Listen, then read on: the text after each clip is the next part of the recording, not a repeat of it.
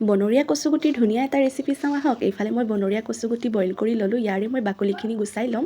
এইখিনি মই বাকলি ধুনীয়াকৈ গুচাই লৈ উলিয়াই ল'লোঁ। এতিয়া মই কেৰাহী এখন গেছতে বহাই দিলোঁ। কেৰাহীখন গৰম হোৱাৰ লগে লগে তেল দিলোঁ। তেলখিনি গৰম হোৱাৰ লগে লগে পাঁচফোৰণ কেইটামান ফুটাই ল'লোঁ। তাৰপিছত আদা, নহৰু, জলকীয়া, শুকান জলকীয়া দিছোঁ মই আৰু দিছোঁ পিঁয়াজ।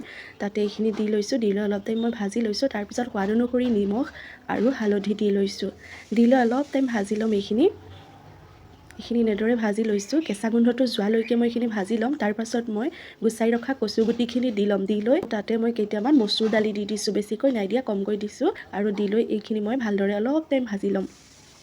এইখিনি এতিয়া ভাজি হৈ গৈছে। ইয়াতে মই গৰম কৰি ৰখা কুহুমীয়া গৰম পানী মই ইয়াতে দি দিছোঁ সিজিবৰ বাবে। আৰু এতিয়া মই ঢাকোনখন মাৰি 10 মিনিটৰ বাবে ৰাখি দিম। আৰু 10 মিনিটৰ পাছত এইখিনি ধুনীয়াকৈ সিজি গৈছে।